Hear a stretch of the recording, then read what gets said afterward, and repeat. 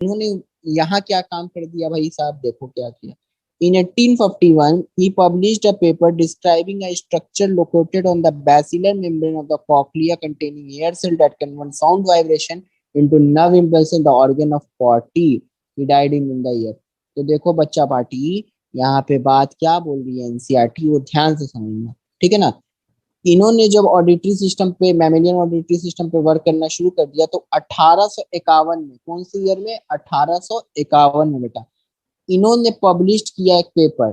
Paper में publish जो किया तो उन्होंने क्या बताया था, जो पेपर पब्लिश किया तो उन्होंने उस पेपर में क्या बताया, उन्होंने बताया कि एक स्ट्रक्चर होता है जो बैसिलर मेम्ब्रेन ऑफ कॉक्लिया में प्रेजेंट होता है। बैसिलर मेम्ब्रेन ऑफ कॉक्लिया कहने का मतलब ये चीज ईयर में प्रेजेंट होता है। कहाँ प्रेजेंट होता है जी, ईयर में प्रेजेंट होता है, ठीक है ना। तो ईयर में ये स्ट्रक्चर प्रेजेंट होता है ना, ठीक है। तो ये बैसिलर मेम्ब्रेन, ठीक है ना। तो इन्होंने बताया कि स्ट्रक्चर लोकेटेड है यहाँ पे, समझो कुछ बैसिलर मेम्ब्रेन है, ठीक है ना। इस बैसिलर मेम्ब्रेन के ऊपर कुछ स्ट्रक्चर लोकेटेड है, ठीक है। तो लोकेटेड है जिसके structure located on the basilar membrane of the cochlea. Cochlea के यहाँ पे पार्ट क्या था, कॉकलिया का पार्ट था, ठीक है ना। कॉकलिया के बैसिलर मेम्ब्रेन पे एक स्ट्रक्चर लोकेटेड है। इन्होंने क्या क्या डिस्क्राइब किया वो देखो पहले। इन्होंने बताया कि स्ट्रक्चर लोकेटेड है, कहाँ पे लोकेटेड है भैया, बैसिलर मेम्ब्रेन पे, ठीक है ना। ये तुम्हारा बैसिलर मेम्ब्रेन था, ये ब्लैक वाला, ठीक है, बैसिलर मेम्ब्रेन, ठीक है। तो बैसिलर मेम्ब्रेन के ऊपर है ना, बैसिलर मेम्ब्रेन में कॉकलिया के, किसके बैसिलर मेम्ब्रेन पे, तो कॉकलिया के बैसिलर मेम्ब्रेन पे, तो जो ये, ओहो ये इतना डार्क क्यों आ गया यार, ठीक है। तो ये भैया जो सुनहरे से था इसका नाम था कॉकलिया, कॉकलिया के बैसिलर मेम्ब्रेन पे, ठीक है, लोकेटेड था। क्या स्ट्रक्चर लोकेटेड था, एक स्ट्रक्चर, ठीक है ना। तो उसमें क्या कंटेंट था, इसमें हेयर सेल भी प्रेजेंट था। जो स्ट्रक्चर था ना इसमें हेयर सेल भी प्रेजेंट है, ठीक है, हेयर सेल्स प्रेजेंट है, ठीक है, हेयर सेल भी प्रेजेंट है। That convert sound vibration into nerve impulses. तो ये वाला जो येलो कलर का स्ट्रक्चर था जो प्रेजेंट, इसका नाम क्या है बच्चा पार्टी, जल्दी बताओ। दैट इज ऑर्गन ऑफ कॉर्टी, समझे। और ऑर्गन ऑफ कॉर्टी से मतलब समझे, कॉर्टी वर्ड कहाँ से आया, साइंटिस्ट के नेम पे ऊपर है, समझे, साइंटिस्ट के नेम से आया। तो इन्होंने बताया भाई साहब ऑर्गन ऑफ कॉर्टी के बारे में, कब, 1851 में। कब बताया, 1851 में। तो इन्होंने एक पेपर बना, पब्लिश कराया, उसमें बताया कि एक स्ट्रक्चर लोकेटेड होता है कान में, कॉकलिया होता है, ठीक है ना। कॉकलिया में बैसिलर मेम्ब्रेन होता है, बैसिलर मेम्ब्रेन पे एक स्ट्रक्चर लोकेटेड जिसका नाम है ऑर्गन ऑफ कॉर्टी। और वो मेन ऑफ द कॉकलिया, और उसमें जो होता है ना, कॉकलिया पे यहाँ पे जो इसमें क्या है, कंटेनिंग हेयर सेल, ठीक है ना। तो ये इसमें हेयर सेल्स भी प्रेजेंट है जो कन्वर्ट कर दे रहा है किस चीज को, साउंड वाइब्रेशन को नर्व इम्पल्सेस में। मतलब जो बात तुम सुन रहे हो, जैसे भी हम बक रहे हैं, तो तुम्हारे कान में ईयरफोन लगाए हुए हो ना, तो कान में ईयरफोन जो लगाए हुए हो, तो कौन सा ऑर्गन है जो कान में प्रेजेंट, कॉकलिया में, कॉकलिया के बैसिलर मेम्ब्रेन के ऊपर ये स्ट्रक्चर लोकेटेड है जिसमें हेयर सेल्स प्रेजेंट है जो कन्वर्ट कर दे रहा है किसको, साउंड वाइब्रेशन। अभी मेरा बात सुनाई दे रहा है ना, साउंड वाइब्रेशन तुमको नर्व इम्पल्स तक पहुंचा रहा है, तब ना तुम समझ रहे हो कि सर का बक रहे हैं, सर बक रहे हैं ऑर्गन ऑफ कॉर्टी, नाम ले रहे हैं कि भैया ऑर्गन ऑफ कॉर्टी, उसके बारे में सर बता रहे हैं अभी, तब ना दिमाग तुम्हारा काम कर रहा है, तब ना तुम एनसीईआरटी पे फोकस कर रहे हो, मेरा बात समझ रहे हो, सुन रहे हो। तो भैया यहाँ से तीन चार क्वेश्चन पिकअप हो सकते हैं। पहले क्वेश्चन तो पिकअप हो गए कि कॉर्टी ने अपना साइंटिफिक करियर किसके ऊपर बिगिन किया था, तो severe system of reptile, clear. उसके बाद इन्होंने क्या काम किया था कि मैमेलियन ऑडिटरी सिस्टम के ऊपर, फिर इन्होंने अटेंशन दे करके फिर इन्होंने एक रिसर्च पेपर 1851 में बनाया था। तो 1851 में जो इन्होंने रिसर्च पेपर बनाया था तो उन्होंने बताया कि एक स्ट्रक्चर लोकेटेड होता है बैसिलर मेम्ब्रेन ऑफ द कॉकलिया जिसमें हेयर सेल्स प्रेजेंट होता है ना।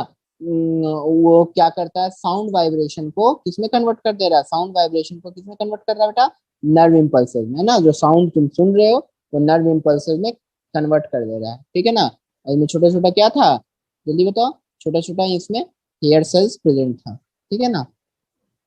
ये सब क्या था, हेयर सेल, ठीक है, हेयर सेल्स। तो भैया यहाँ तक किसी को कोई दिक्कत तो नहीं अल्फांसो कॉर्टी के बारे में जानने के लिए? तो ये साइंटिस्ट के बारे में ये ह्यूमन फिजियोलॉजी चैप्टर में फर्स्टली डिस्क्रिप्शन था। चल, अब अपन आगे बढ़ते हैं, डाइजेशन एंड एब्जॉर्प्शन पढ़ते हैं। खाना को पचना और खाना का एब्जॉर्ब हो जाना, ठीक है ना? तो आज हम लोग इस चैप्टर में बस यही देखेंगे, कैसे तुम्हारा खाना पच रहा है, कैसे तुम्हारा खाना एब्जॉर्ब हो रहा है, ठीक है? चलो, सब कोई तो ये चैप्टर कहीं ना कहीं पढ़वे किया था, है ना? यूएच पे हुआ था तो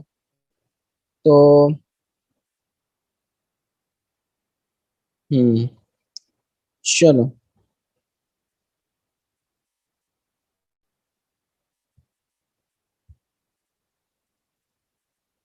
तो बेटा हम लोग अब बढ़ रहे हैं अपने चैप्टर के ऊपर। तो सबसे पहला लाइन क्या है, एनसीईआरटी लिखता है, food is one of the basic requirement of all live. खाना के बिना जिंदा रहोगे जी? अभी हम लोग रोजा में हैं, ठीक है, खाना नहीं मिल रहा है, कितना हालत खराब हो रहा है, थोड़ा थोड़ा सा होता है ना, पानी नहीं मिल रहा तो और ज्यादा हालत खराब हो रहा है, ठीक है? तो हम लोग की सारे लिविंग ऑर्गेनिज्म के लिए एकदम बेसिक रिक्वायरमेंट क्या है? रोटी कपड़ा मकान। बेसिक रिक्वायरमेंट क्या होता है जी? रोटी कपड़ा मकान, सुनते हो ना, फिल्म भी देखे हो इसके ऊपर, है ना? क्या होता है बेसिक रिक्वायरमेंट, ऐसा बताओ तो? रोटी कपड़ा मकान, तो रोटी का मतलब क्या आ गया? फूड आ गया बेटा। तो फूड क्या है तुम्हारा? Food is one of the basic requirement of all living organism. Clear हो गया भाई? ये सबसे बेसिक रिक्वायरमेंट सारे लिविंग ऑर्गेनिज्म के लिए क्या हो सकता है भाई? ना खाना के चलो रे यार, नहीं ना। अब देखो, जो फूड खाते हो इसमें कुछ मेजर कंपोनेंट होता है ना? है ना? कुछ फूड में मेजर कंपोनेंट होता है, कुछ फूड में माइनर कंपोनेंट भी होता है, ठीक है? तो मेजर कंपोनेंट जो होता है फूड में, वो क्या क्या होता है, देख लेते हैं अपन, ठीक है? हाईलाइट, ठीक है। तो खाना का जो मेजर कंपोनेंट है, एक माइनर कंपोनेंट एक मेजर कंपोनेंट, तो ज्यादातर खाना में तुम क्या लेते हो? मेजर कंपोनेंट ऑफ फूड किस टाइप से एब्जॉर्ब करते हो, मतलब लेते हो? तो तुम लेते हो जैसे कि carbohydrates, protein and fats, basically तो यही लेते हो ना ज्यादातर। Major component of the food क्या, आलू खा रहे हो, प्रोटीन गोश्त खा रहे हो, फैट का आइटम खा रहे हो, तो ये सब फूड का मेजर कंपोनेंट है। तभी ना ये सब चीजों से पूरा हमारे को एनर्जी मिल रहा है अच्छे फॉर्म में, ठीक है ना? लेकिन साथ ही साथ हम लोगों को क्या चाहिए? विटामिन और मिनरल भी चाहिए। विटामिन नहीं मिलेगा तो कहीं पे कोई त्रिफॉर्मिटी आ जाएगा, मिनरल्स नहीं पहुंचेगा, जिंक का कमी हो रहा है ना? मिनरल्स में है ना, जिंक, कोबाल्ट नहीं मिल रहा है, तो उसकी वजह से ये होना शुरू हो जा रहा है बॉडी में, वो हो जा रहा है, विटामिन सी नहीं मिल रहा है, इम्यूनिटी सिस्टम कमजोर हो रहा है, मिनरल के तौर पे जिंक नहीं मिल रहा है तो बीमार पड़ जाओगे, इम्यून सिस्टम कम हो जाए, कमजोर हो जाएगा, सोडियम नहीं मिल रहा है मिनरल्स के तौर पे, है ना? क्लोराइड नहीं मिल रहा है, तो क्या है, तुम्हारा ब्रेन का एक्टिविटी कम हो जाएगा। तो भैया ये सब भी चाहिए होता है, लेकिन ज्यादा अमाउंट में हमको क्या चाहिए? रोटी चावल यही ना खाते हो जी तुम? ज्यादा अमाउंट में क्या खाते हो, और कुछ खाते हो? रोटी चावल यही, साग सब्जी, सब में क्या है? कार्बोहाइड्रेट है, प्रोटीन है, फैट्स है। तो भैया ऐसा है सर जी कि विटामिन और मिनरल्स भी हमें चाहिए, है ना? तो बट विटामिन और मिनरल्स हमें कैसे चाहिए? विटामिन और मिनरल हमें कैसे चाहिए? स्मॉल क्वांटिटीज में चाहिए, है ना बेटा? कैसे चाहिए? स्मॉल क्वांटिटीज में चाहिए। तो यहाँ पे एनसीईआरटी साफ लिखती है, vitamins and minerals are also required in small quantities. समझ गए ना बेटा?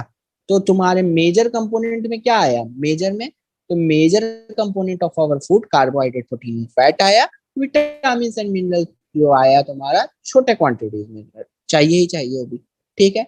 अब खाना करता क्या है, ठीक है ना? खाना करता क्या है? इतना जो खाना खाना कर रहा है आदमी सब, खाना करता क्या है भाई? तो खाना करता ये है भाई साहब कि फूड जो है प्रोवाइड करता है ना? फूड क्या प्रोवाइड कर रहा है?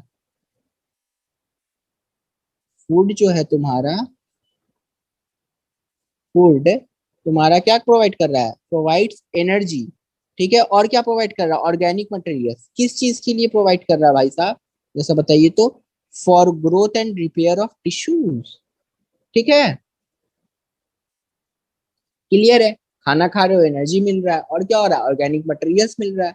अब ऑर्गेनिक मटेरियल्स में तुमको क्या आ गए, तो ऑर्गेनिक मटेरियल्स में सब कुछ आ गया। ऑर्गेनिक मटेरियल्स में तुमको बेसिकली मतलब ऑर्गेनिक मटेरियल्स में तुमको क्या आ गए, अब तुमको ऑर्गेनिक मटेरियल्स मिल रहा है ना, एनर्जी खा रहे हो, ठीक है ना, तो मतलब खाना खा रहे हो तो एनर्जी मिल रहा है, और ऑर्गेनिक मटेरियल ग्रोथ के लिए, है ना।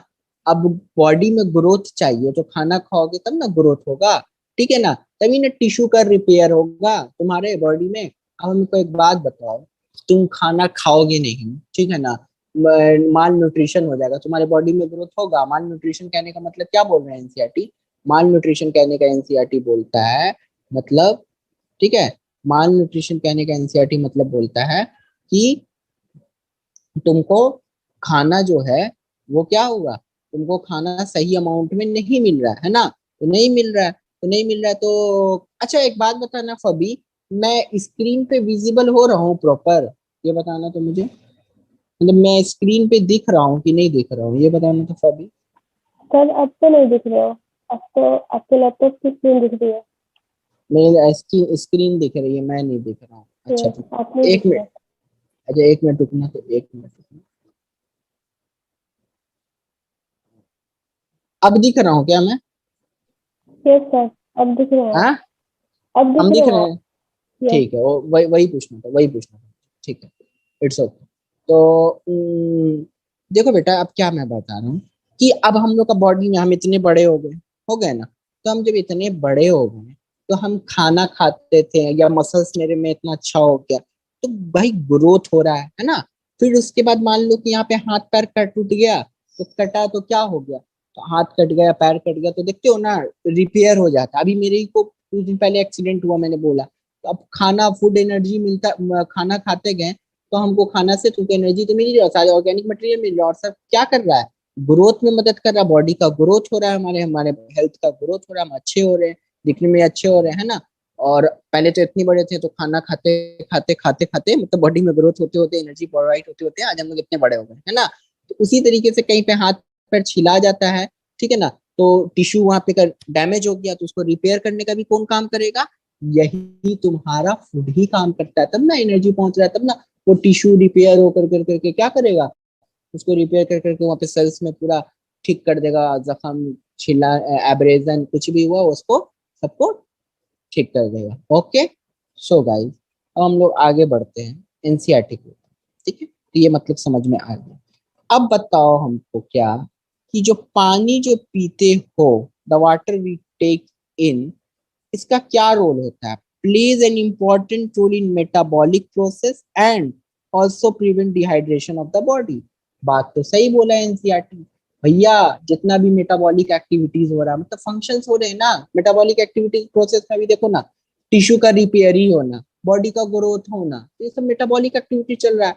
तुमको कंटिन्यूअसली तुम्हारे सेल के अंदर एनर्जी टूट रहा है ना, मेटाबॉलिक एक्टिविटी हो रहा है, मेटाबॉलिक प्रोसेस चल रहा है तुम्हारे अंदर कंटिन्यूअसली, ठीक है ना। और साथ ही साथ तुम्हारे को जो पानी पी रहे हो तो ये मेटाबॉलिक प्रोसेस में मदद कर रहा है। अभी जैसे कि पानी नहीं पी रहे हो तुम, हम एक सिंपल सा बात, अभी फास्टिंग में, ठीक है, खाना कम खाए हो, पानी नहीं पिए पिए हो, ठीक है ना, तो मेटाबॉलिक प्रोसेस थोड़ा स्लो हो जाता है, स्लो हो जाता है, देखते हो ना, सेल अगर वही मेटाबॉलिक एक्टिविटी हाई रहती है तो तुमको कितना इंस्टेंट एनर्जी मिलता रहता है सेल से, है ना, इंस्टेंट एनर्जी मिलता रहता है तो तुम फटाफट काम करते रहते हो। साथ ही साथ क्या होता है, तुमको बॉडी को डिहाइड्रेशन ऑफ द बॉडी से बचाता है, बॉडी डिहाइड्रेट, पानी का कमी हो जाएगा तो बॉडी डिहाइड्रेट हो जाता है ना जी, डिहाइड्रेशन हो जाएगा, चक्कर आने लगेगा, बेहोशी होने का, बॉडी का पानी का कमी होने लगेगा, डिहाइड्रेट हो जाओगे, पानी बॉडी से सूख जाएगा जो भी रहेगा। कभी रोजा में देखते हो ना, फास्टिंग में हो तो डिहाइड्रेटेड भी फील कर रहे हो, है ना, थोड़ा सा, तो मेटाबॉलिक प्रोसेस भी क्या हो रहा है, थोड़ा स्लो हो गया है, तो ये सब चीज कौन रोल प्ले करता था, वाटर, ठीक है। अब अपन आगे देखते हैं, जो बायो मैक्रोमोलिक्यूल्स होता है, बायो मैक्रोमोलिक्यूल्स का मतलब भैया जो कार्बोहाइड्रेट है, बायो मैक्रोमोलिक्यूल्स में इतना बड़ा सेब खाए थे, है ना, या रोटी खाए या चना खाए, तो ये जो चना है, हमको एक बात बताना, ठीक है, ये जो चना है या जो या केला है या अमरूद है या सेब है कुछ भी है, तो तुम्हारे बॉडी में यहाँ जाके केला या अमरूद लग जाता है क्या, बताओ तो, तुम केला खाए अमरूद खाए यहाँ जाकर के अमरूद घुस गया बॉडी में, पूरे बॉडी में अमरूद हो गया, नहीं ना, वैसा नहीं ना होता है कुछ। तो क्या होता है बेटा, देखते हैं हम लोग, है ना, क्या होता है, तो बॉडी में तो अमरूद घुसेगा नहीं, ये कुछ हो नहीं रहा है। तो बात क्या है कि बायो मैक्रोमोलिक्यूल जो फूड होता है ना, अब तुम इतना सारा कार्बोहाइड्रेट वाला चावल ही खा ली तो वो उसी फॉर्म में कार्बोहाइड्रेट ही क्या चला जाएगा बॉडी में वहां पे, नहीं ना। या चावल घुस जाएगा क्या वहां पे बॉडी में, नहीं ना। तो क्या होता है, तो यहाँ पे ये होता है कि वो कैन नॉट बी यूटिलाइज, है ना, food can not be utilise, वो यूटिलाइज नहीं होता है by our body in their original form, वो जिस फॉर्म में है उस फॉर्म में यूटिलाइज नहीं होता है। तो उसको करने के लिए क्या करना पड़ता है, they have to be broken down and converted into simple substances in the digestive system. तो वो जो इतना सारा तुम चावल खाए, बायोमैक्रोमोलिक्यूल्स है, अंडा खाए, है ना, रोटी खाए, साग खाए, सब्जी खाए, तो वो उसी फॉर्म में तो यूटिलाइज्ड होगा नहीं हमारे बॉडी में। तो क्या होगा, वो हमारे डाइजेस्टिव सिस्टम में ब्रोकन डाउन होगा सिंपल सब्सटेंसेस में, है ना, they have to be broken down and converted into simple substances in the digestive system. अब सिंपल सब्सटेंसेस का मतलब कार्बोहाइड्रेट फाइनली लास्ट किस में टूट के जाएगा, ग्लूकोज में जाएगा। सिंपल सब्सटेंसेस में टूटा, कार्बोहाइड्रेट इतना बड़ा पॉलीसैकेराइड्स था, लास्ट में टूटते टूटते टूटते टूटते क्या हुआ, मोनोसैकेराइड्स में आया।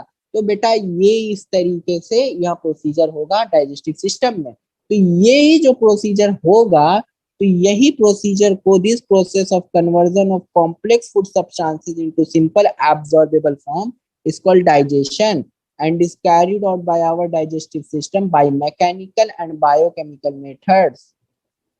ध्यान रखना यहाँ पे क्या बोल रहा है कि जब प्रोसेस ऑफ कन्वर्जन, ये जो इतना सारा कॉम्प्लेक्स फूड सब्सटेंसेस को बॉडी के अंदर ले लिए, पुचका, चाट, अचार, कुछ भी, अभी अवतार खाओगे तो इतना सारा चीज लिए ना, और बॉडी में तो कैसे अब्सॉर्ब होगा, सिंपल एब्सॉर्बेबल फॉर्म में। अब जैसे कि तुम चना खाते हो, तुम समोसा खा रहे हो, तुम ये खा रहे हो, बिरयानी खा रहे हो, कुछ भी खा रहे हो, ठीक है ना, तो इतना सारा कॉम्प्लेक्स फूड सब्सटेंसेस है, तो बॉडी में तो एनर्जी, अब जो कार्बोहाइड्रेट रहेगा वो ग्लूकोज के फॉर्म में टूटेगा, प्रोटीन है तो अमाइनो एसिड के फॉर्म में टूटेगा, फैट है तो फैटी एसिड प्लस ग्लिसरॉल में टूट करके तुमको एनर्जी प्रोवाइड करेगा। तो ये सारा चीज सिंपल सब्सटेंसेस में, सिंपल एब्सॉर्बेबल फॉर्म्स में टूटने के लिए क्या चीज का प्रोसीजर करेंगे, डाइजेशन होगा ना, खाना पचेगा तब ना मिलेगा ये एनर्जी, है ना।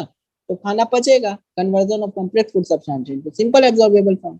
चलो, ये जो होता है डाइजेस्टिव सिस्टम में कैरिड करता है कौन दो मेथड से, by mechanical and biochemical method. अब मैकेनिकल और बायोकेमिकल मेथड क्या हुआ, बिना मैकेनिकल मेथड के अब अवतार रखा रहता तो तुम क्या है, अवतार रखा हुआ तो तुम अपने हिसाब से उठा लोगे। अरे मैकेनिकल मतलब उठाओगे ना, मतलब उठाओगे मतलब अपने हिसाब से खजूर उठा रहे हो, है ना, चना उठा रहे हो, तो समोसा उठा रहे हो, तो क्या मैकेनिकल प्रोसेस है ना, तुम लगा रहे हो, फिर मुंह में चाप करके क्या कर रहे हो, चिबा रहे हो, है ना, मुंह में रख के क्या करोगे, चिबाओगे, है ना। तो चिबा रहे हो तो क्या कर रहे हो, मैकेनिकल प्रोसेस अप्लाई कर रहे हो ना, खाना को चिबा रहे हो, ठीक है ना। फिर उसके बाद अब निगलना चाहोगे तब ना निकलोगे, तो मैकेनिकली क्या कर रहे हो, निगल रहे हो, ठीक है।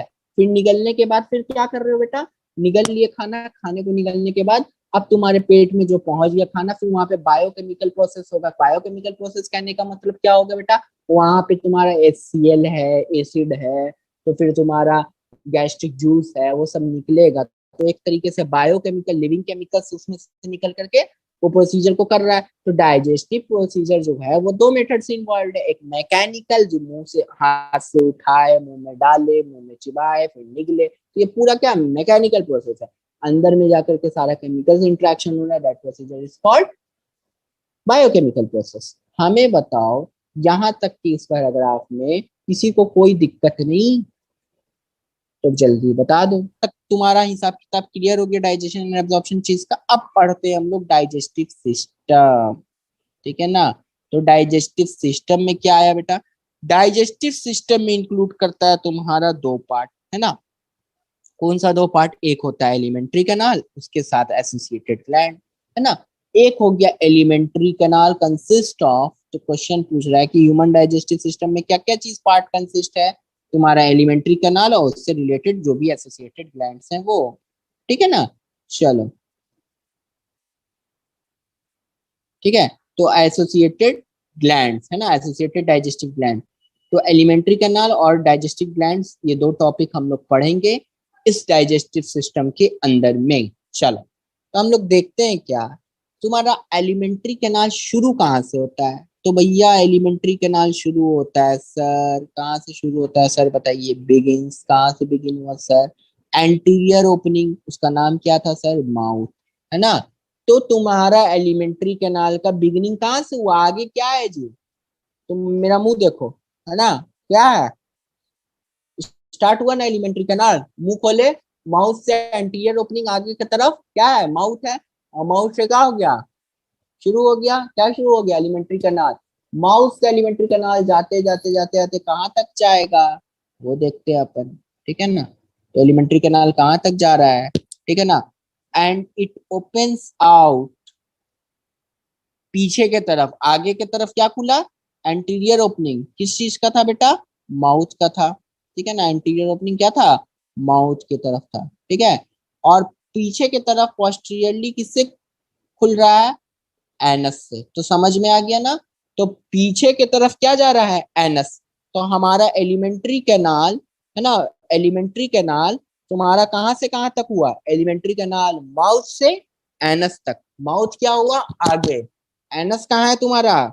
सुबह में बाथरूम करते हो, कहाँ से करते हो बाथरूम, है ना? एनस से निकलता है ना फीकल मैटर। तो बात फीकल मैटर कहाँ है तुम्हारा? पोस्टीरियरली, पीछे, नीचे की तरफ, है ना? पीछे, नीचे की तरफ, पीछे के साइड, है ना? वर्टिब्रल कॉलम के साइड, है ना? समझ रहे हो ना? जस्ट वर्टिब्रल कॉलम, वर्टिब्रा पे हाथ रखते हुए नीचे चले जाओगे तो क्या आ जाएगा तुम्हारा? एनएस का पार्ट आ जाएगा, एनएन रीजन आ जाएगा। समझ गया ना? तो तुमको ये बात क्लियर हो गया? तो एलिमेंट्री कैनाल, ठीक है, क्या बोला जाता है तुम्हारा? स्टार्ट कहाँ से हुआ? माउथ से कहाँ तक? एनस तक। चलो अपन आगे बढ़ते हैं। तो भैया यहाँ पे एनसीईआरटी ने ये बात तो क्लियर करा दी, अब आगे देखते हैं क्या। जो माउथ होता है वो कहाँ जाता है? बक्कल कैविटी और ओरल कैविटी। माउथ खुला, माउथ कहाँ गया? माउथ से बक्कल कैविटी में अपन पहुंचे, है ना?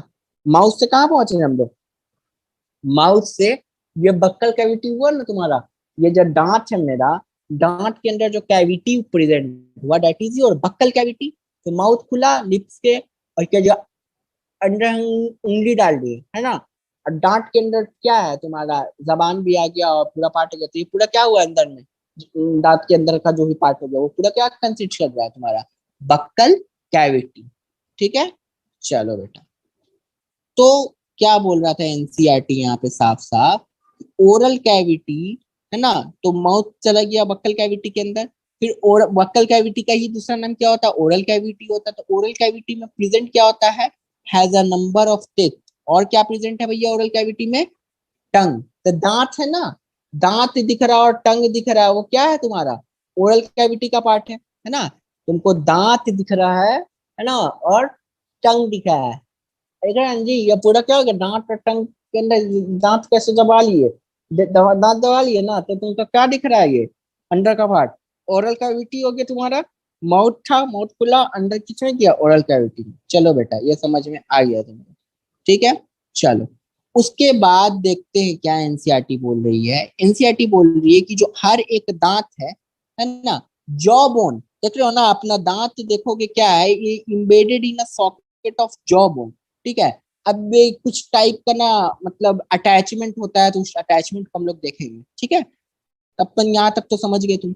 अब देख रहे हो कि हर एक दांत एक socket like of jaw bone में अटैच है। देखो यहाँ पे मेरा फेस, देख रहे हो? ये एक दांत है, देख रहे हो? एक दांत है, ये एक सॉकेट में अटैच है ना जी, है ना? अटैच है, अटैच है ना? एक दांत है, एक सॉकेट में अटैच है ना? सॉकेट ऑफ जॉ बोन, ऊपर का बोन क्या है? जॉ बोन है। नीचे का ही बोन क्या है? Jaw bone. तो जॉ में अटैच है ना, जॉ में ऊपर में अटैच हो रहा है ना, जॉ लाइनिंग में अटैच हो रहा है ना तुम्हारे। तो दांत है तो तुम्हारा जॉ बोन में अटैच हो रहा है सॉकेट की तरह। कैसे किसी को फिट कर देते हो पेचकस को, इसी तरह दांत क्या है तुम्हारा? फिक्स हुआ है जॉ बोन में। तो that is called what? That is called type of attachment is called, जल्दी बता दो बच्चा party. That type of this type of attachment is called thecodont. क्या है? Attachment is called thecodont. आगे देखते हैं बेटा क्या बोल रहा है। मेजोरिटी ऑफ मैमल्स, है ना, ज्यादातर including human beings, forms two set of teeth during their life, ठीक है ना?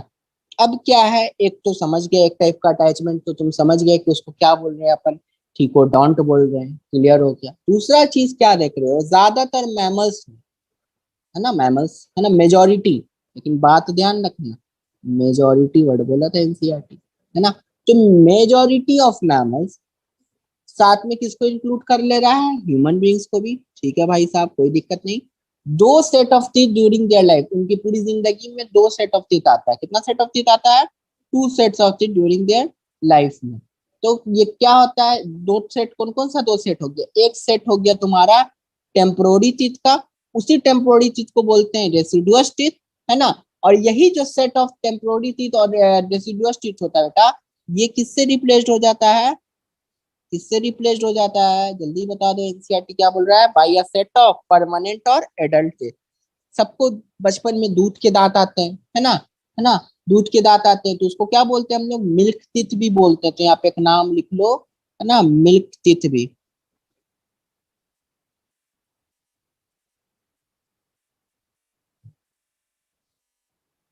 ठीक है, तो मिल्क टीथ हो गए, टेम्पोररी टीथ हो गए, या डेसिडुअस टीथ हो गए। तो ये सारे टीथ बचपन में आते हैं ना। बचपन में तुमको क्या होता है, पूरे जिंदगी में दो टाइप का दांत आता है, जानवे करते हो तुम लोग, है ना। तो एक आता है बीच बचपन में तुमको मिल्क टीथ, दूध का दांत, उसी को टेम्पोररी टीथ भी बोल रहे हैं, उसी को डेसिडुअस टीथ भी बोल रहे हैं।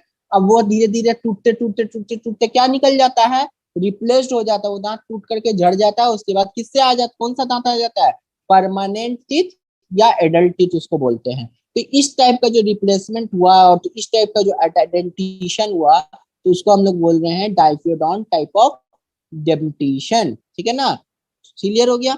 अब देखते हैं एनसीईआरटी और क्या बोल रही है। एनसीईआरटी बोल रही है कि an adult human has 32 permanent teeth, है ना, which are four different types. ठीक है, उसको हम लोग बोलेंगे हेट्रोडॉन डेंटिशन। अब देखो भैया, पहला बात तो बोला कि हर एक दांत जो है वो सॉकेट में अटैच है, तो इस टाइप का अटैचमेंट को थिकोडोंट बोल रहे हैं। दूसरा बात बोला कि ज्यादातर मैमल साथ में ह्यूमन बींग को मिला लो, जिंदगी में उनके दो टाइप का दांत आता है, टेम्पोररी टीथ पर डेसिडुअस टीथ या मिल्क टीथ, वो रिप्लेस हो जाता है परमानेंट टीथ या एडल्ट टीथ से। तो इस टाइप के डेंटिशन को अपन बोलते हैं डाइफियोडोंट। उसके बाद एडल्ट ह्यूमन में कितना दांत होता है, 32 परमानेंट दांत होते हैं। आगे 32 परमानेंट दांत आ जाते हैं। ठीक है, उसके बाद जो इस 32 परमानेंट दांत आए, वो 32 दांत जो होता है ना, थोड़ा चार अलग टाइप के हैं। ठीक है ना, मतलब 32 दांत में से ना, 32 दांत का जो कैटेगरी है वो चार डिफरेंट टाइप में बांटा गया है। ठीक है ना, है 32 दांत, लेकिन उनको कितने टाइप के अंदर 32 दांत है, चार टाइप के अंदर 32 दांत का कॉम्बिनेशन है। ठीक है ना, तो वो चार टाइप क्या होते हैं, तो उस टाइप के जो मतलब which are of four different type, मतलब ये 32 दांत आए परमानेंट, वो अलग चार टाइप के होते हैं। पहला टाइप का नाम होता है बेटा इंसीजर, दूसरे टाइप का नाम है कैनाइन, तीसरे टाइप का नाम है प्रीमोलर्स, और चौथे टाइप का नाम है मोलर्स। तो भैया क्या बोल रहे हो एनसीईआरटी, एनसीईआरटी बोल रहा है कि 32 परमानेंट दांत आए, वो चार अलग अलग टाइप के होते हैं, जो चार टाइप का नाम है ये that is incision, canine, premolars and molar. ठीक है, तो इस टाइप के डेंटिशन को हम लोग बोल रहे हैं, जो 32 दांत चार अलग टाइप के हो गए, तो इस टाइप के डेंटिशन को अपन बोलते हैं हेट्रोडोंट डेंटिशन। अब देखो एनसीईआरटी लाइन बोलती है क्या, ठीक है, arrangement of teeth in, NCERT का लाइन देखना, in each half of upper and lower jaw. ठीक है, in each half of upper and lower jaw. देखो इस लाइन का मतलब समझना बड़ा ध्यान से, ठीक है, क्योंकि अक्सर बच्चे गलती करते हैं।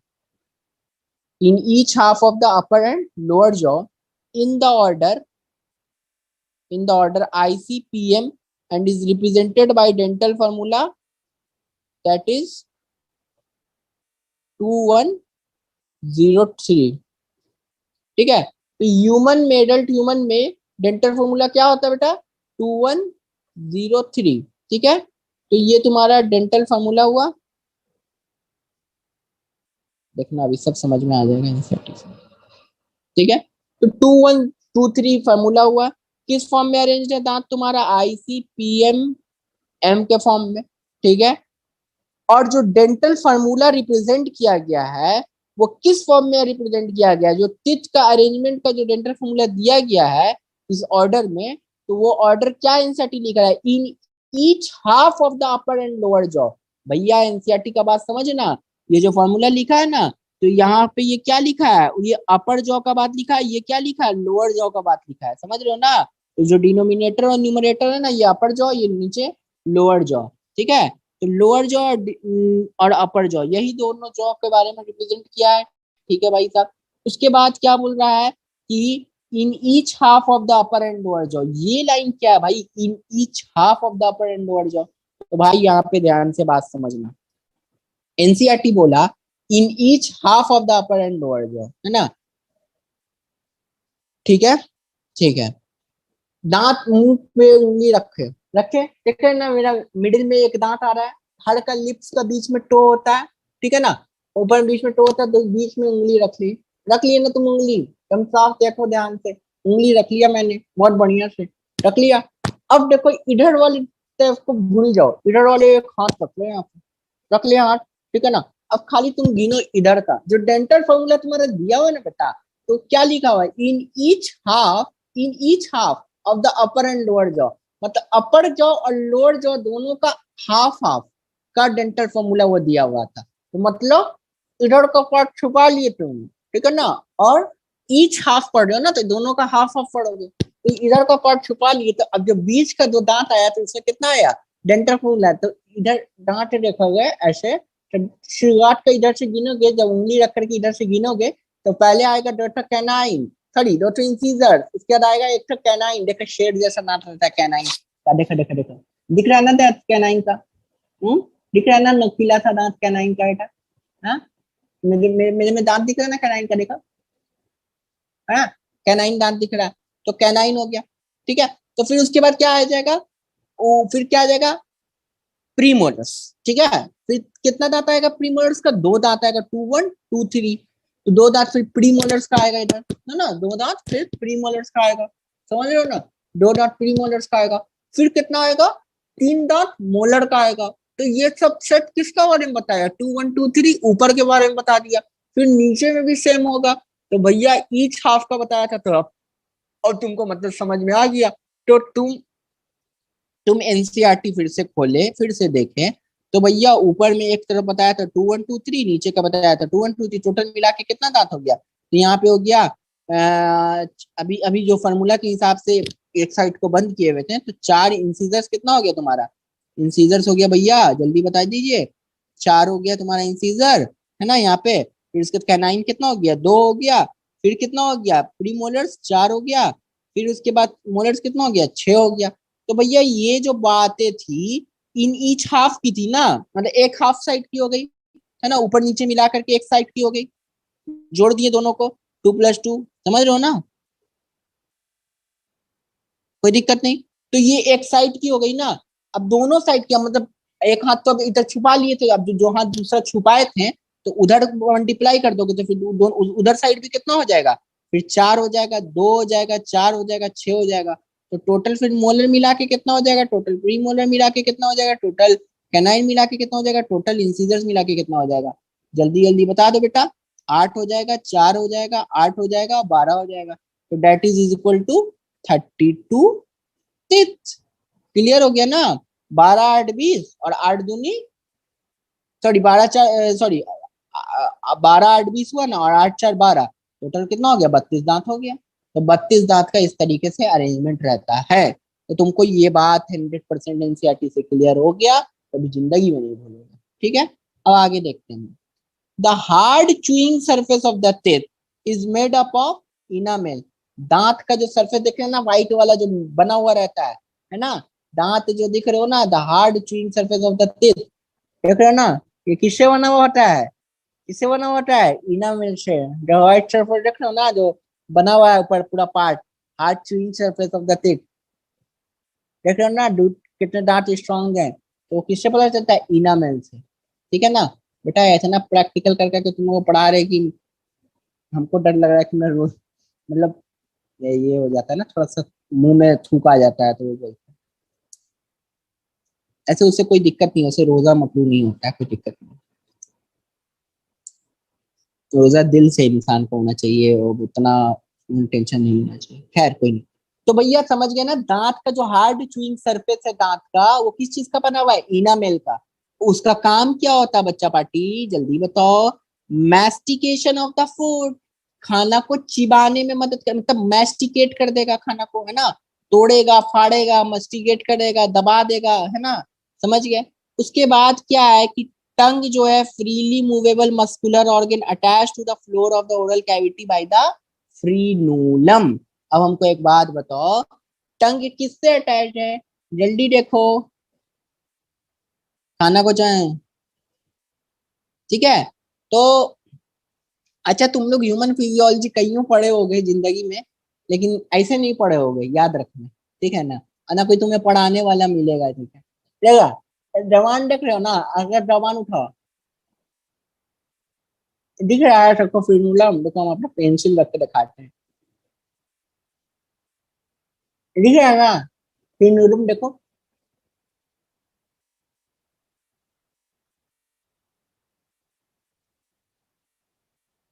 दिख रहा, क्लियर, समझ गए? समझ गए ना बेटा? तो फ्रीनूलम दिख रहा था, तो वही है फ्रीनूलम, अटैच टू द फ्लोर, जबान देख रहे थे ना, कहे अटैच्ड है, ठीक है। चलो आगे बढ़ते हैं हम लोग, क्लियर हो गया? तो फ्रीनूलम से अटैच है। अब आगे देखते हैं एनसीईआरटी क्या बोल रही है, कि जो अपर सरफेस होता है ना भैया टंग का, उसमें पैपिले होते हैं। देखो कि अपर सरफेस में क्या हो रहा है, पैपिली लगी स्ट्रक्चर प्रेजेंट है। देखो टंग का जबान निकालोगे, हल्का हल्का साइड साइड में पैपिली दिखेगा, क्या कि जबान पैपिली दिखेगा ना, तो बट मतलब छोटा छोटा छोटा छोटा एक ना पैपिली टाइप का स्ट्रक्चर दिखता है, समझ रहे हो ना। तो वो पैपिली लाइक स्ट्रक्चर क्या है, टेस्ट बर्ड्स है, ठीक है ना। तो अब खाना, अब अभी अफ्तार का टाइम होगा, तो तुम खाओगे ना जी, तो खाओगे तो कहाँ से क्या टेस्ट बर्ड प्रोड्यूस होगा? अब खजूर खाओगे, ये खाओगे, वो खाओगे, तो कहाँ से टेस्ट बर्ड प्रोड्यूस होगा? ठीक है, तो वहीं से प्रोड्यूस होगा। आर्या बेटा तुम्हें समझ में आ रहा है ना, तुम तो पढ़ चुकी भी हो, कोई दिक्कत भी नहीं है, किसी को कोई दिक्कत नहीं ना आर्या? कहीं चली गई क्या? अच्छा अच्छा, क्लियर हो रहा है ना हर एक एक पॉइंट? हम थोड़ा सा इसमें और ऐसे ही चलता है क्लास, थोड़ा सा बच्चे लोग अच्छे से हम और समझाते हैं, ठीक है ना, कोई दिक्कत नहीं। चलो समझ गए? तो छोटा छोटा प्रोजेक्शन लाइक स्ट्रक्चर, जिसको पापीली बोले, और पापीली का काम क्या होता है, जल्दी बता दो बच्चा party. Some of which bear taste पर, मतलब कुछ पैपीली, मतलब पैपीली और भी बहुत सारे काम करते हैं, मतलब इतना जानना है कि पैपीली, कुछ कुछ पैपीली उसमें से क्या काम करते हैं, पैपीले क्या काम करते हैं, टेस्ट बर्ड्स का काम करते हैं। जो टेस्ट मिलता है बड़ा अच्छा लगता है, that is found by the papillae. Okay बेटा, let's move on to the another pair. The oral cavity leads into a short pharynx। बात सही है। ओरल कैविटी फिर कहाँ जाता है, ओरल कैविटी कहाँ जा रहा है, शॉर्ट फेरिंग्स में जा रहा है, देख रहे हो ना। अरे भैया, मुंह में खाना डाले, ठीक है ना, खाना डाले, अभी तो कुछ खाना डाल नहीं सकते, नहीं तो खा के दिखाते हैं ना रोजा में। तो खाना खा लिए हम लोग, अब खाना को निगलोगे, निगले, निगलने में तो यहाँ पे क्या आएगा, शॉर्ट फेरिंग्स आएगा, है ना, फेरिंग्स होगा। फेरिंग्स क्या है, serve as a common passage for food and air both. वहां पे से खाना और हवा दोनों पास होता है, ठीक है ना, तो सबको पता ही है ये चीज, ठीक है। तो भैया ये बात ध्यान रखना यहाँ पे एनसीईआरटी के, तो ये फेरिंग्स कुछ ऐसा जा रहा है, यहाँ फेरिंग्स में दो नलियां जाती हैं, ठीक है। दो नलियां जो जा रही है बेटा, दोनों नलियों में क्या है, एक तो में क्या आ रहा है, एक में हवा आ रहा है, एक में खाना आ रहा है। इसमें हवा आ रहा है और इसमें फूड पार्टिकल्स आ रहा है, ठीक है। तो ये फेरिंग से जा रहा है, तो pharynx serve as a common passage for food and air both. Clear हो गया? तो अब जो फेरिंग्स में जो फूड जाएगा, तो फेरिंग्स में चला गया, ये क्या था तुम्हारा, what is this, this is the pharynx. Clear? तो फेरिंग्स में जो एंट्री हो रहा है, ठीक है ना, ये कॉमन पैसेज है, एक तो ये पैसेज से तो पार हुआ। अब इसमें क्या हो रहा है, the oesophagus and trachea that is the windpipe opens into the pharynx. देख रहे हो ना, ये हम क्या बनाए थे, ये बनाए हम ईसोफेगस, ठीक है। और ये हम क्या बनाए यहाँ पे, दैट इज ट्रेकिया। तो ट्रेकिया को अपन क्या बोले बेटा, विंड पाइप भी बोलते हैं, ठीक है ना। तो भैया ट्रेकिया और विंड पाइप का जो ओपनिंग हो रहा है, मतलब एक शॉर्ट फेरिंग्स था, शॉर्ट फेरिंग के अंदर दो चीज का ओपनिंग हो रहा है ना, opens into the pharynx, the esophagus and trachea, है ना, the esophagus and trachea। तो esophagus और trachea जिसको विंड पाइप बोलते हैं, ये दोनों चीज क्या खुल रहा है बेटा, तुम्हारा pharynx में खुल रहा है, ठीक है। तो अब क्या होता है भैया, एक और चीज सुन लीजिए, एनसीईआरटी क्या बोलती है। यहाँ पे कार्टिलेजिनस फ्लैप लाइक ढक्कन होता है, ठीक है, ये ढक्कन होता है। तो ये कार्टिलेजिनस फ्लैप लाइक जो ढक्कन होता है भाई साहब, क्या करता है, एक cartilaginous flap like, cartilaginous flap होता है, फ्लैप का मतलब क्या बोल सकते हो, ढक्कन, है ना। देखो ये येलो कलर से बना है ना, यही है कार्टिलेजिनस फ्लैप, ठीक है ना, इसको बोलेंगे कार्टिलेजिनस फ्लैप, फ्लैप, ठीक है। तो ये कार्टिलेजिनस फ्लैप क्या है बेटा, तो कार्टिलेजिनस फ्लैप जो है उसका नाम है इपीग्लोटिस, इपीग्लोटिस, ठीक है। तो भैया करेगा क्या ये, ठीक है ना, prevents the entry of food into the glottis, मतलब अगर खाना खा रहे हो तो ये इपीग्लोटिसवा जो था ना भाई साहब यहाँ पे, ये इसको जाकर के ऐसे ढक लेगा, ये ऐसे चढ़ जाएगा इसके ऊपर, चढ़ गया, ढक लिया, खाना क्या हुआ, फूड पार्टिकल तुम्हारा ट्रेवल कर गया आसानी से, ठीक है ना। और एक बात एनसीईआरटी यहाँ पे बोला कि जो ट्रेकिया खुलता है ना फेरिंग्स में, तो ये जो ट्रेकिया जो विंड पाइप खुल रहा है, तो इसके ओपनिंग को यहाँ पे क्या बोलते हैं, ठीक है, बीच में तो इपिग्लोटिस था, समझ गया ना, बीच में इपिग्लोटिस था, उससे कोई दिक्कत नहीं है, ठीक है, बीच में इपिग्लोटिस था, उससे कोई दिक्कत नहीं है। लेकिन जो ये इपिग्लोटिस आके ढक लिया, तो ये जो ट्रैकिया का जो ओपनिंग हो रहा है ना यहाँ पे फेरिंग्स में, इस ओपनिंग को बोलते हैं हम लोग, ओपनिंग को हम लोग बोलते हैं ग्लॉटिस, ठीक है ना। Glottis is opening of wind pipe, है ना, into the pharynx, is opening of wind pipe into pharynx, clear. तो भैया मतलब एक तरीके से क्या बोल रहा है, सुनना बात ध्यान से, देखो एक एक फेरिंग्स है, खाना तुम निगले, तो निगले तो कहाँ से गया, फेरिंग से पार होते हुए गया, पार होते हुए गया, तो फेरिंग्स में क्या है, दो चीज प्रेजेंट है, दो चीज में क्या प्रेजेंट है बेटा, एक है trachea that is wind pipe, एक है तुम्हारा ओइसोफेगस, ठीक है। तो खाना जो तुम्हारा अंदर ढकल जा रहा, अंदर जा रहा, बीच में क्या कार्टिलेजिनस फ्लैप है, कार्टिलेजिनस फ्लैप क्या करेगा, खाना जब अंदर जाएगा तो ट्रैकिया की ओपनिंग को कवर कर देगा, तो वो ट्रैकिया का जो ओपनिंग होता है ना, उसी पार्ट को क्या बोल रहा है एनसीईआरटी, जल्दी बताओ, ग्लोटिस बोल रहा है बेटा। तो ग्लोटिस ट्रैकिया की ओपनिंग को बोल रहा है, ठीक है ना। तो यहाँ पे जो ये था तुम्हारा कार्टिलेजिनस फ्लैप, जो जिसका नाम था एपिग्लोटिस, वो क्या कर देता है उस टाइम में, कवर कर देता है, किस पार्ट को कवर कर देता है, ग्लोटिस को, समझ गए ना, prevents the entry of food, cover कर दिया, इपिग्लोटिस किस पार्ट को कवर कर दिया, ग्लोटिस को। ग्लोटिस किसका नाम है, जो विंड पाइप ट्रेकिया में, विंड पाइप फेरिंग्स में खुल रहा है, उसी का नाम ग्लोटिस है, ठीक है ना। तो खाना आराम से आसानी से तुम्हारा किस में चला गया, ओइसोफेगस में घुस गया, कोनो दिक्कत नहीं है। तो opening of the windpipe during swallowing. अब देखना आगे क्या बोल रहा है, जो ईसोफेगस होता है भैया, जो ईसोफेगस है, ये एक पतला सा लंबा सा ट्यूब है जो posteriorly passing through the neck, thorax and diaphragm leading to a J shape. अब बात सुनना, बात ध्यान से देखो, यहाँ पे एनसीईआरटी में ये एनसीईआरटी बता रहा है एकदम आसानी से अच्छे से कि देखो ये फेरिंग्स था, है ना, माउथ था, माउथ से गया अंदर, ये फेरिंग्स था, फेरिंग्स में क्या हुआ, तुम्हारे को दो ओपनिंग दिखने को मिला, है ना, क्लियर हो गया।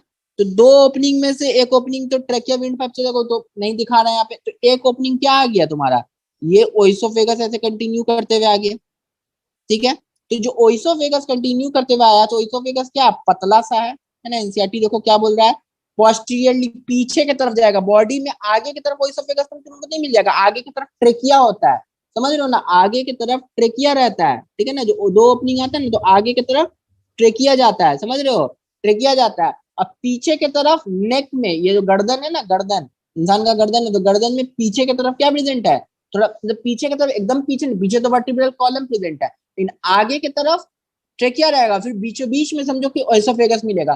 तो अब आगे जब अपना तुम ये रख रहे हो ना, तो देखो ऐसे थोड़ा सा देखोगे ना, तो बीच में तुमको थोड़ा सा ऐसे ईसोफेगस मिलेगा, ठीक है ना। तो ऐसे जैसे देखोगे, जैसे कि गर्दन से ऐसे पार करना है ना, तो ऐसे बीच से ऐसे ओइसोफेगस ऐसे तुम खुद खाना निगलोगे ना, तो तुम्हें पता चलेगा वो आगे में तो ट्रेकिया आ रहा है, ये पार्ट आ रहा है, लैरिंग्स ट्रेकिया का पार्ट आ रहा है, फिर पीछे से ऐसे ईसोफेगस तुम्हारा पार कर रहा है, ठीक है ना। तो वही एनसीईआरटी यहाँ पे समझा रहा है, ठीक है। एनसीईआरटी साफ बोल रहा है, क्या बोल रहा है कि पोस्टीरियरली पीछे से पास करेगा, थोरैक्स होते हुए, है ना, ये थोरैक्स का हिस्सा होते हुए, है ना, थोरैक्स को पार करेगा ना जी, थोरैक्स को होते हुए बीच में क्या होता है, सबको पता है डायफ्राम होता है, देखो यहाँ पे एनसीईआरटी दिखाया भी है ना। डायफ्राम यहाँ पे नहीं दिखाया जी डायग्राम में, तो चलो नहीं दिखाया तो बता देते हैं, चलो कोई नहीं। तो ये तुम्हारा थोरैसिक रीजन हो गया, यहाँ तक क्या हो गया, ये तुम्हारा यहाँ पे लंग्स रहेगा, है ना, यहाँ पे लंग्स रहेगा, ठीक है। तो ये तुम्हारा थोरैसिक कैविटी हो गया। तो थोरैक्स से पार करते हुए कहाँ जा रहा है, डायफ्राम को क्रॉस कर रहा है, देखो यहाँ पे डायफ्राम आएगा, ठीक है ना, जस्ट ऊपर यहाँ पे डायफ्राम आएगा। तो डायफ्राम को क्रॉस कर रहा है, किसको, कौन क्रॉस कर रहा है जी, ईसोफेगस क्रॉस कर रहा है। तो भैया बात तो सही है ना। तो posteriorly passing through the neck, thorax और डायफ्राम, तो ईसोफेगस पीछे से पार करते हुए किसके किसके तरफ गया, जल्दी बता दो, नेक से, थोरैक्स से और डायफ्राम से। और फिर उसके बाद आगे जाके ये किस में कंटिन्यू कर गया, देखो एक जे शेप लाइक स्ट्रक्चर बना ना बेटा, जे शेप स्ट्रक्चर बन रहा है, बन रहा है ना। तो जे शेप स्ट्रक्चर बना, उसका नाम क्या है बेटा, जल्दी बता दो, स्टमक है बाबू, है ना। तो G leads to a J shape bag like structure, bag like structure J shape, उसका नाम क्या है, स्टमक है। चलो ठीक है, अब इतना तक तो समझ में आ गया होगा सबको। अब सुनना बात ध्यान से कि ये जो ईसोफेगस है ना, ये जो ईसोफेगस यहाँ पे खुल रहा था ना, किसमें खुल रहा है, जे shape bag like structure stomach में खुल रहा है। तो ये जो खुल रहा था ना, यहाँ पे एक दरवाजा होगा, तब दरवाजा की मदद से ये खुलेगा अंदर, है ना, दरवाजा होगा, ढक्कन होगा, जब एक दरवाजा है ना, तो उसका दरवाजा का नाम क्या है, तो बात ध्यान से सुनना, आ मस्कुलर इंस्फिंक्टर, उसका नाम है मस्कुलर इंस्फिंक्टर, जिसका नाम बोलते हैं गैस्ट्रो ईसोफिजियल इंस्फिंक्टर भी उसको बोलते हैं। वो क्या करता है, रेगुलेट कराता है इसोफेगस के ओपनिंग को, किसमें, स्टमक में। तो भैया ये इसोफेगस यहाँ स्टमक में खुल रहा है ना, तो यहाँ पे कौन सा दरवाजा लगा हुआ है, जल्दी बताओ, तो दरवाजा का नाम क्या था, बताओ, मस्कुलर इंस्फिंक्टर नाम था। मस्कुलर इंस्फिंक्टर का नाम क्या था, इस मस्कुलर इंस्फिंक्टर का मसल्स का बना हुआ है, ठीक है, उसका नाम क्या है, गैस्ट्रो इसोफिजियल भी नाम है, ठीक है ना, गैस्ट्रो इसोफिजियल, कोनो दिक्कत नहीं। ये क्या कराएगा, यही दरवाजा जो इंस्फिंक्टर है यही रेगुलेट कराएगा।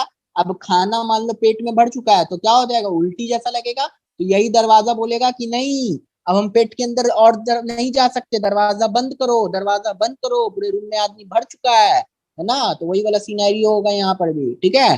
तो दरवाजा बंद करो, दरवाजा बंद करो, अब खाना भर चुका है, तो वही बोल रहा है कि रेगुलेट कराता है। अब जब तक आदमी नहीं भरा है रूम में, तब तक क्या है, रेगुलेट करा रहा है, कोई दिक्कत तो है नहीं। चलो बच्चा पार्टी, अब हम लोग आगे बढ़ते हैं, ठीक है, एनसीईआरटी में, ठीक है। उसके बाद देखते हैं क्या है, स्टमक जो होता है तुम्हारा, वो कहाँ लोकेटेड रहता है, लोकेटेड होता है upper left portion of the abdominal cavity, ठीक है भाई साहब।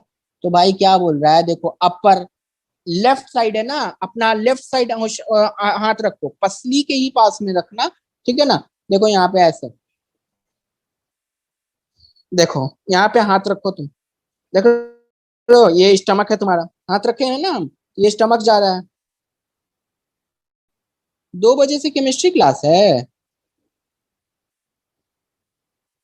ओहो, हमको नहीं पता था बेटा कि 2 ही बजे से स्टार्ट, हमको लगा कि 2:30-3 बजे से स्टार्ट होता है।